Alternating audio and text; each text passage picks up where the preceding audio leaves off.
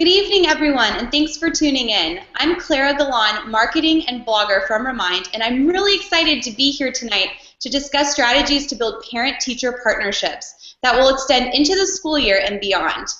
Back to School Night and parent-teacher conferences present ways for all of us to be introduced to parents, but how do we transform this connection into a true partnership to raise children to foster their academic and social skills? I'm joined here tonight by Gwen Pescatore, moderator of PT Chat, ParentTeacher Chat, president of an elementary school and middle school, Knapp Elementary and Penndale Middle School in Philadelphia, and mother to 3, and Sylvia Lima, communications chair for the Community Parent Network and Social Emotional Learning Committee's parent representative at her local elementary and high school in Illinois. And Daisy Marino, fantastic 4th grade teacher, blogger, Remind Teacher Advisory Board member, and mother from Texas. So welcome, ladies. Thanks so much for joining us tonight. Thank you for having me. Hello. So just a reminder that you can ask us questions live on Twitter with the hashtag RemindParents, as well as comment in the Q&A of the Hangout, and we'll do our best to answer your questions. So let's go ahead and get started. So Gwen, do you want to tell us a little bit about yourself and your role in education and parent-teacher relationships? Sure. So as you said, I am a mom of 3, and I am the president of our PTO for the elementary and middle school outside of Philadelphia. I also have, with Joe Mazza, we organized Parent Camp, which is kind of it's what we're talking about tonight, it's building those relationships and informing and educating parents and teachers, and everyone sits in the same room, very much like an ed camp or like PT Chat, but live. And then I do PT Chat, but my biggest passion is really, truly just giving parents a voice and empowering them to just really be a part of the school community. Thanks so much for sharing. It sounds like you're very, very busy. And so, Sylvia, why don't you go ahead and tell us a little bit more about yourself, too, and your role? Sure. I'm a mother of 2, sophomore in college and a 4th grader. I serve as a communications chair for the Community Parent Network, which is a parent volunteer organization for the high school in our district. And I also serve as a parent volunteer for the Social Emotional Learning committees at both the elementary and the high school levels. So my primary goal is to help communicate and hopefully provide resources for parents to connect with one another or speak to some of the pain points that they're dealing with. Yeah, I think it's really important to make sure that the parents' voices are involved in that. Well, so Daisy, do you want to tell us a little bit more about your role in your school as a teacher and a parent? Yeah, I teach 4th grade in a little bitty town in Texas, and I'm also not really president. There's not really a title, but we started a group. We didn't have a PTO at my school, and last year we started a group called Volunteers in Public Schools, and I guess I'm the chairperson over that group. And my kids go to that school, so it's very important to me to have these activities for my kids. Definitely. So why don't we go ahead and jump in. So from a parent's perspective, why is it important to stay connected to your child's classroom? Why is the parent's role so important in each child's classroom? Gwen, do we want to start with you? I can start. I think the first thing is that it simply builds a partnership, and it builds on the learning that happens in the school at home, because you cannot support, I don't feel like you can support or be a true partner if you don't understand what's going on in the classroom. I also think that your child forgets a lot of things that happens over a 7-hour period. So the ability to have these other communication tools where the teacher and the parent can connect throughout the day or throughout the week, however that might be, is a huge piece, because it kind of fills in those little blanks where the kids forget. So yeah, that would be a start. And then I think some of it is that the kids take some things for granted. You know, like they forget these little things that they're doing. They don't think that it's such a big deal. And so if we can highlight on those when a teacher is sharing out, you know, whether they're sending a picture or just a little comment about what they're doing during the day, that we can bring that up at home, you know, whether it's at the dinner table or, you know, for me, sometimes it's when we're running to dance class or to baseball or whatever it is, and we can have those conversations in the car. So for me, it's really building on what they're doing in the classroom. Mm-hmm. And really to continue that connection home and keep the learning going even when they're not in the classroom. Huge. Love that. Daisy, how's it? I'd like to add, if I may. Yeah, please.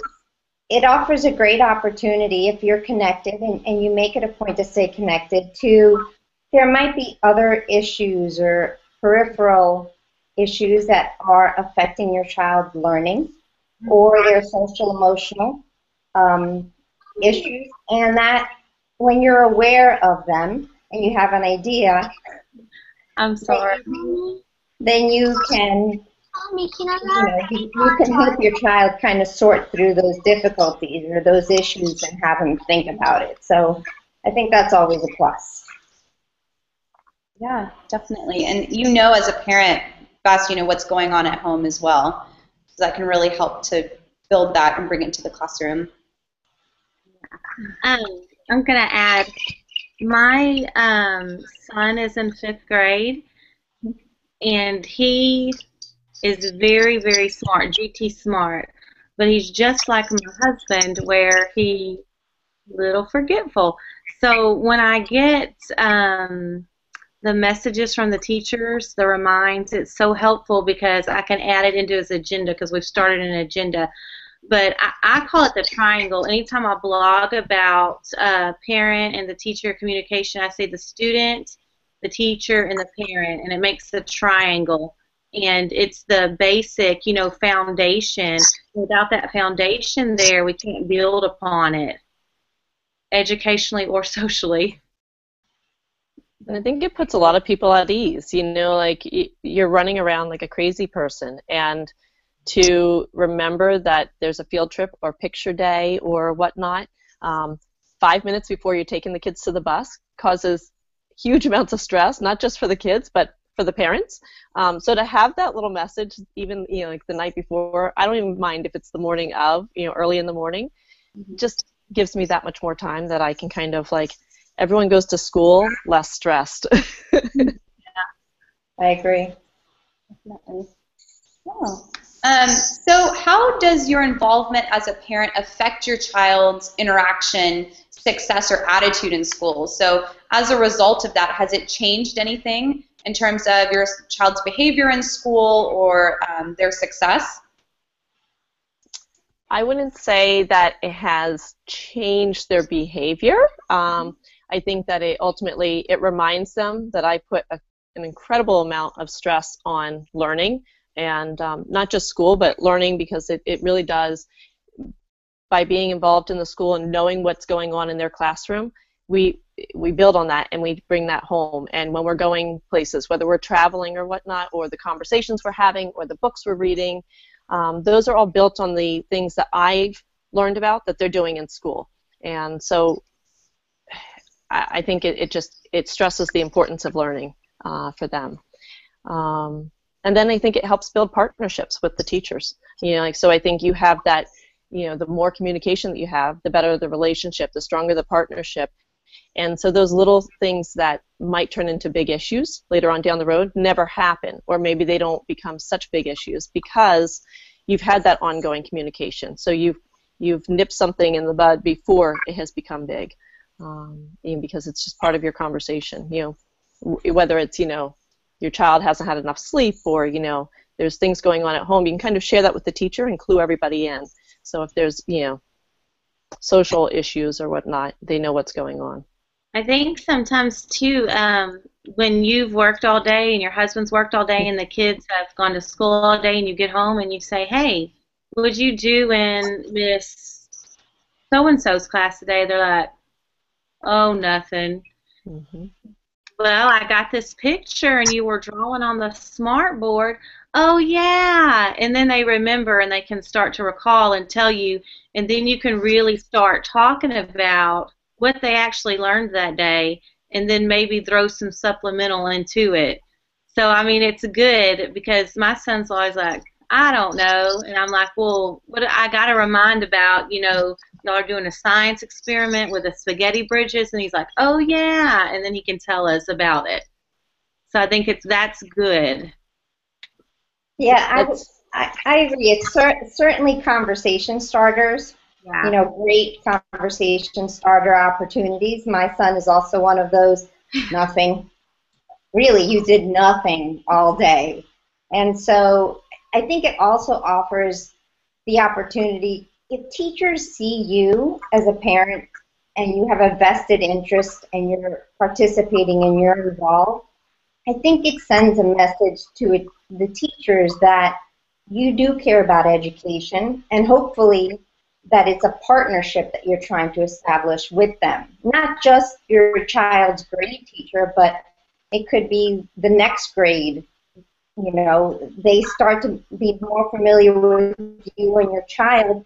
So when they're making the list as who's going to go into what class for the next year, they have an understanding or better understanding of your child's learning styles and then a better match for the type of teacher that they're going to connect them with for the following year. So it just takes on so many forms. Yeah. And I'd say kind of piggybacking on you two ladies is also, just the excitement that you can build. Like when you're excited about a teacher or a lesson that they've done or a project that they've done, I think it's contagious. And then the kids get excited, and I think it changes kind of their demeanor, and their approach to things, and they're a little more comfortable going into school because, mom or dad or, grandmom or whoever really liked what the teacher did and talked highly of, the teacher or the school. So I think it's truly a snowball effect. Yeah, because if they see that it's important to us as parents, it's gonna be important to them as a child, and they know that we think it's fun to learn and it's exciting, and what you're doing in class is really cool. Then it's gonna be cool to them. Yeah, definitely. I think building that excitement, and also even as my experience as a middle school teacher, I found it was very, very helpful in terms of study skills that were continued on from the classroom to home. So just sending parents, different resources or different things that we're working on in class, or if I had a plan, a specific study plan or schedule for a student, just sending it through email or even through, mobile messages that follow parents all the time was super, super helpful in building that home to school connection. So speaking of tools, are there any specific tools or even ways, face-to-face interactions that you use to stay connected to your children's classrooms? Can I start? Yes, go right ahead. So this is funny because we didn't really know where to start, and I started on Twitter like maybe a year and a half, 2 years ago, and someone pointed me to Gwen. Did not know her, did not know her name, and she was just a plethora of resources for my school in Texas, my tiny school in Texas that she'd never been to or seen. She helped us tremendously, and we started using Twitter in our classroom, and our school Facebook page is huge, and that's when we really started seeing the walls come down where the community could come into the classroom. And I mean, they were calling the school and they're like, hey, can my kid be on the internet now? But because before that it was a no. But when they started seeing the kids work constantly and different kids and what they were doing, they started calling to see if if their kid could be on there too. And then we took it further this year and we added the YouTube page. And this week, some of my kids even created the lesson for me, and it took me like a minute of instruction, and they just took off with it. We put it on YouTube, and I mean, it's precious. It is the cutest thing, and they're teaching the homophones. And then, of course, we have Remind, and it's big at our school because our superintendent uses it to talk to the admin, and then the admin shoot it out to their teachers, and then the teachers send it out to their students.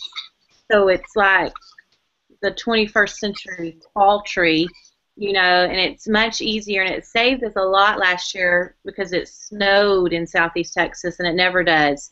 And it was a quick way to get the information out that we weren't having school that day. So, I mean, Remind has been huge across the board in our district. I would say for us, for one, I think I am incredibly super blessed that I get to be in the elementary school a lot. So probably my number one way to communicate between my child's classroom and home is probably face-to-face. But I'm also running around a lot. So any form of technology, be it Twitter or Facebook or Remind or Class Dojo or email or blogs or whatnot, those all are incredibly valuable to me because I can pull that information up no matter where I'm going. As much as I would love to be able to say that I'm sitting at home and I have time to sit and sort through papers and read a note that's handwritten, which is super wonderful, but most of us are not home. We're running around between point A and point B, and so I think the electronic versions are important for many of us. I understand that there are a lot of people that don't have access, so for us, most anything that we communicate in our school, we duplicate everywhere. So we have hard copy versions. We have, whether we do Twitter, Facebook, email, or our website, those are all duplicated. So that people can receive that information no matter where they're at.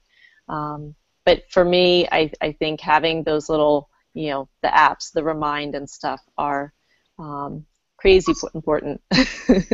Yeah, I can definitely agree with that too in my experience. I love the handwritten notes too, but sometimes they would get lost in the bottom of kids' backpacks or in lockers, so I would always be able to make sure that the parent got it if it was a electronic copy for sure. Yeah. This year, since we can do attachments now on Remind, I've been doing our spelling list for the week every Monday. And last week, Labor Day, since we were out that Monday, I went ahead and sent it like on Saturday so that they'd go ahead and have it for the same amount of days. And the parents have loved getting the spelling list because, sometimes we forget spelling words at school. And it's always on their phone for the week. I'm trying to pull up my son's class. Here it is. You'll probably can't see it, but it's it's their math for the month. And so now, anytime, no matter where I'm at, I just scroll to this one picture on their Remind, and I can look at any day, anywhere. So I love it. Thank you. That's awesome. That is awesome. And I think for the middle school, like I have one in middle school, and parents are not in the school. It's just not part of their day. You're not in there. So the teachers that use Remind or use Edmodo or anything, it gives me that little window into their classroom. I can kind of get a glimpse of what's going on. And I can check up on the son that is trying to say that he has no homework and that he doesn't need to do anything so he can go hang out with his friends or play Xbox or whatnot. So even though, I'm trying to teach them to be more responsible, they're still kids and they still, don't always make the right decisions. Do you find that parents are pretty connected on social media, so in terms of like Facebook and Twitter? Do you connect very much with your child's class through a Twitter channel, or is it mainly through mobile messages and email and that sort of thing? At our school, Facebook is really big, and Remind. That's our two biggest. And we're in a very low socioeconomic school district, but everyone pretty much still has access to Facebook or the Remind with their phone because most people have a cell phone instead of a landline. So I mean, we're pretty connected. I think for us, Twitter and Facebook are mostly building-wide. I know that there are teachers that tweet from their classroom, and so we retweet that so that it shows up on the Twitter, the school-wide Twitter account, and then on our website and on Facebook. But I think most teachers are using Remind, Class Dojo, Edmodo, some in the elementary, but I see a lot of it in the middle school. And then email. We have teachers that still, send email. I just don't get the handwritten. Sometimes we get a hard copy, update of what's going on in the class for the week. But those apps are pretty big, and the social media is more of just a piggyback of what's going on. They don't use it as a regular communication because I don't think as many parents are on it as Yeah, we would like. That's And I strange. think, go ahead. Are you in Pennsylvania? I am. Right. See, and I'm in Southeast Texas, and I'm telling you, like, the Facebook is where most of the information comes. Like today, all of our homecoming festivities were canceled because of weather, and it all went out through Facebook and Remind. That's awesome. Yeah. Get it right away, And we have a huge diversity. Ooh. What was that? I said we have a huge diversity. We have, I think we're over 20 languages spoken in our elementary school. So some of, I think, our barriers, with the Facebook or whatnot, is the language. They might be on, but they're not necessarily on our Facebook page if they're not able to read what's going on. So that's some of it. Whereas the other tools, we offer translate. Yeah. Yeah, and I know that's a huge barrier for a lot of parents too. And I've been seeing some parents that speak other languages take their Remind messages and use Google Translate or a translator to translate them for. But I'm really excited to see kind of like what the future holds in terms of being able to communicate with all parents regardless of language.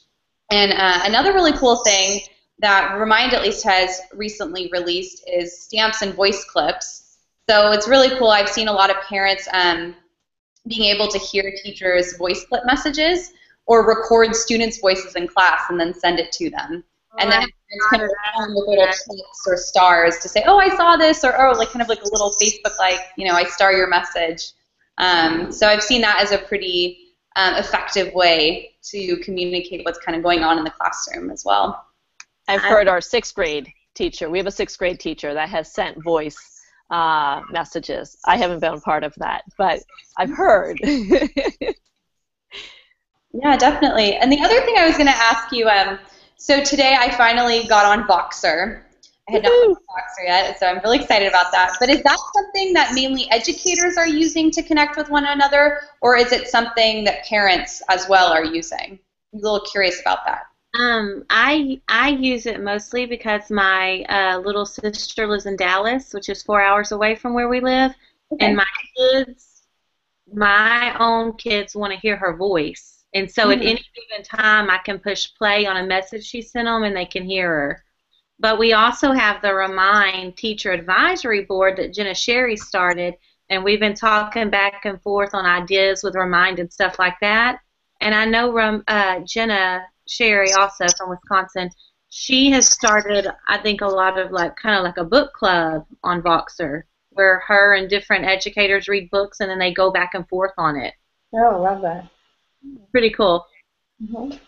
Yeah, I love that, and I love how technology lets you do both. So if you need to send a quick text reminder, you can do that, or if you want to send something to really communicate with your tone of voice that you couldn't do in a text message, it's awesome that you can also send voice clips, no matter what you send it. Yeah, the tone is huge. I don't think as many parents are on Voxer as educators, but I think it's growing. I think, it's just the educators happen to, it spreads a little further and faster than the parents who aren't necessarily, it's not part of their, it's not, I guess, personal development. They don't see a need for it. But I use it a lot with parents. I use it with friends that we box back and forth instead of texting. So I find it rather handy. In addition to how we use it, we use it for PT Chat with our moderators, and Beyond 140, which is a Voxer group that we create for a week after a PT Chat, just following up on that chat, like what we talked about. So whatever the topic is, we all can continue that conversation, and we're not limited to 140 characters, which is so hard to keep within at times. So I think it's growing. I'm curious to see how many parents and classrooms use it. I'm wondering, will that become part of a homeschool communication tool? Definitely. And Gwen, for those who are tuning in that don't know what ParentTeacher Chat is, Could you tell us a little bit about that so we could get some more people involved in the community? Sorry. So ParentTeacher Chat, PT Chat, is on Wednesday nights at 9 p.m. Eastern Time, and it is a chat that we invite anybody and everybody, students, parents, educators of all levels, and we talk about various topics. So, it could be relationship building. It could be, we did arts in education this past week.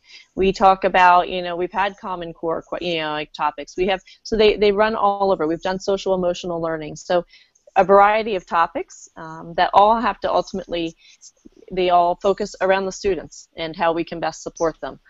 So yeah, lots of fun, very welcoming. Everyone's welcome. And it's super great way to get involved in. I think Twitter is just so powerful to be connected to people just all over the world and bounce ideas off of one another and grow your network. So I love the chat. It's fantastic. And another thing I've been seeing is a lot of Twitter chats using Remind to actually be connected to everyone. So they're creating a Remind class, and since you can have an unlimited amount of subscribers on each class, they're having people sign up for their Remind class and then sending resources or just different topics to vote on for each week. So any other Twitter chats too, for those of you tuning in, I've been seeing a lot with like EdChat and TChat, so definitely a super powerful way as well. I'm setting it up for our PTO, actually, for people for our meetings and events. So. Oh, exciting! Yeah. Yeah. So moving on a little bit. So now that we know like how you're involved, how can you encourage other parents in your child's class to participate and volunteer for important events or activities? So you may be very, very involved in your child's classroom, but how do you make it a whole community of parent support? Right, because it needs to be the community. Whenever we started this back, when I contacted Gwen, we had gone to a school in Houston called Klein, and we went just to observe their technology. We weren't going because of like parent, teacher involvement and PTO and stuff.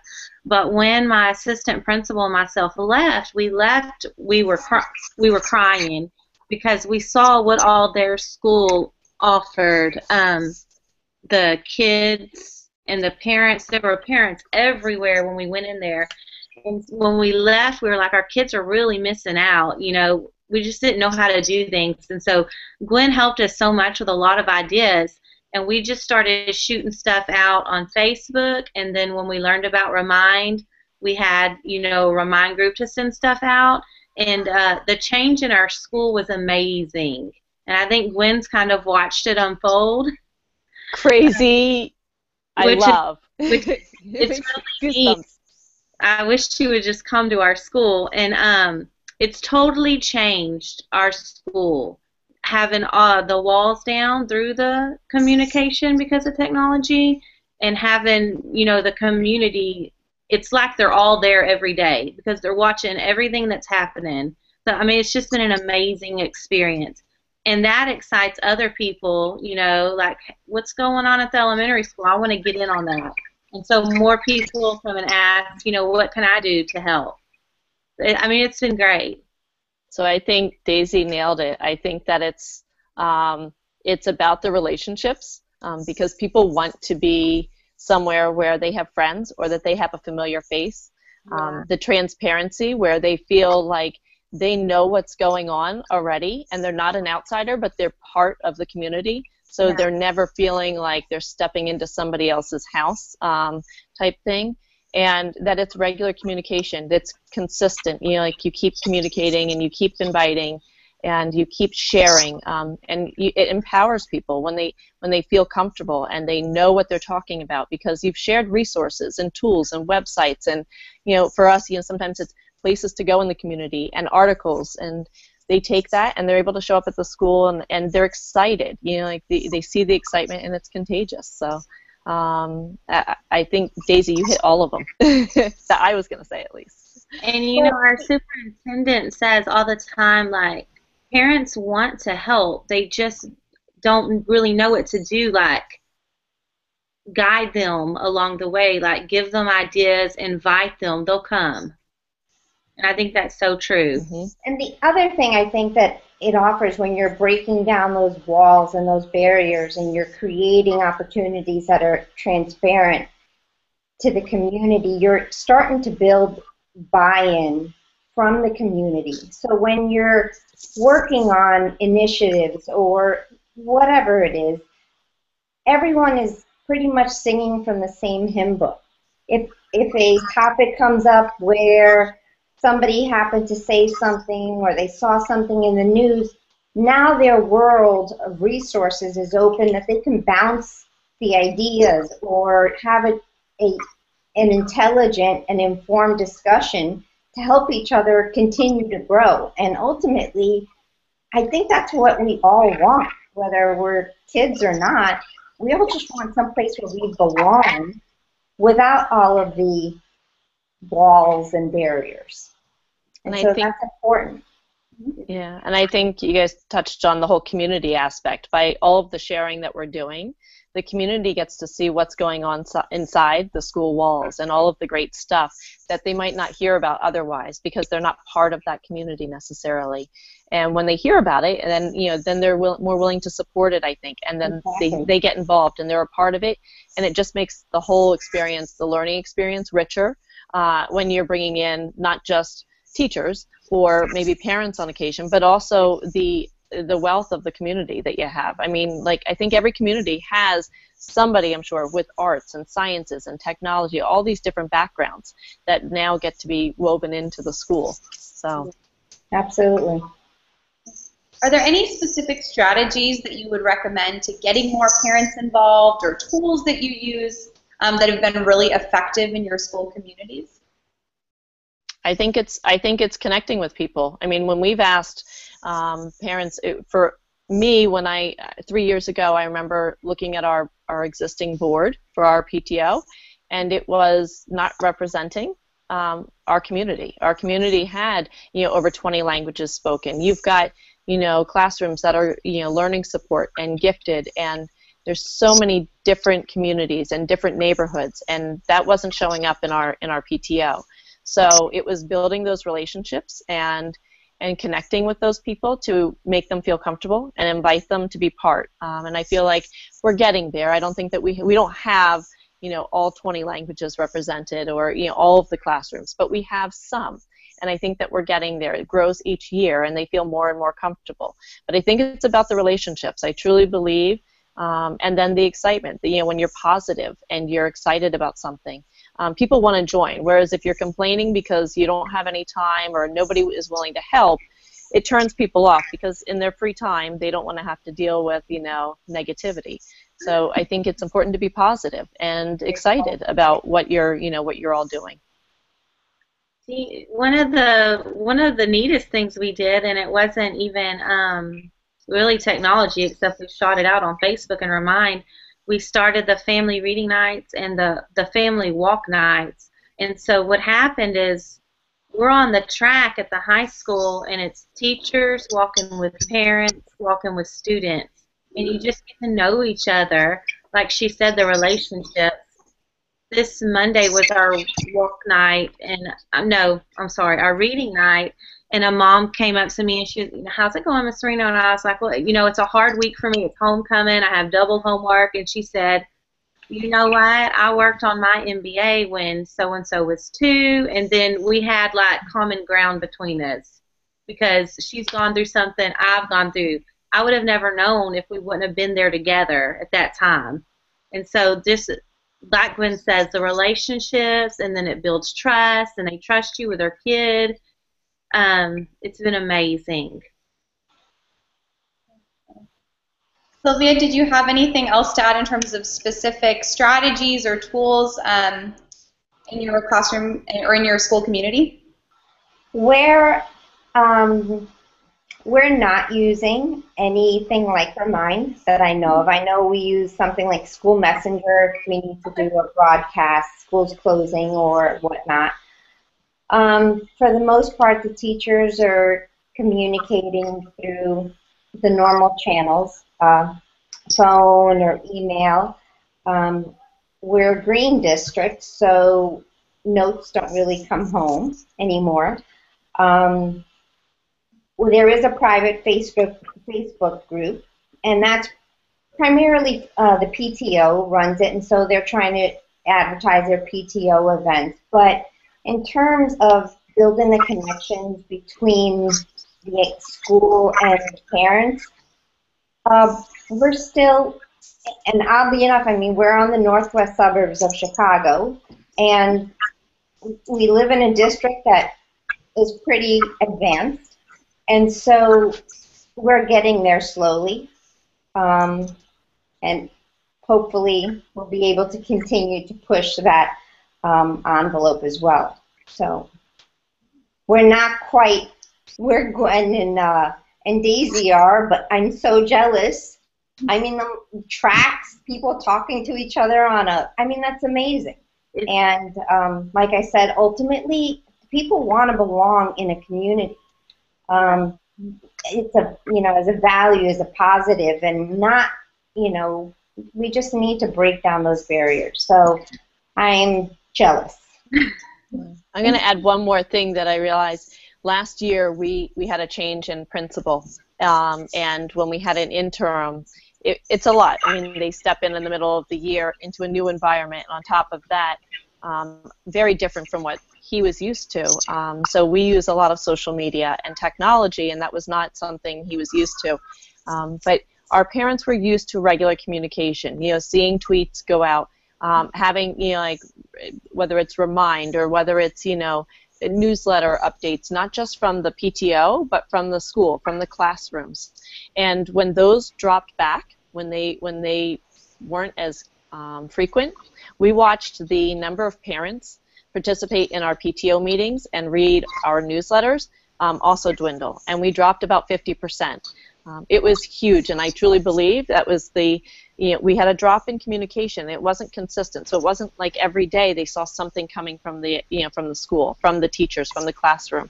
And this year we've watched that rebound, where things are going back out again on a daily basis. So I think it's important, like the little things, whether it's Remind or Class Dojo or blogs or an email, but those regular, consistent communications just keep, I think, the school in the front of everyone's minds.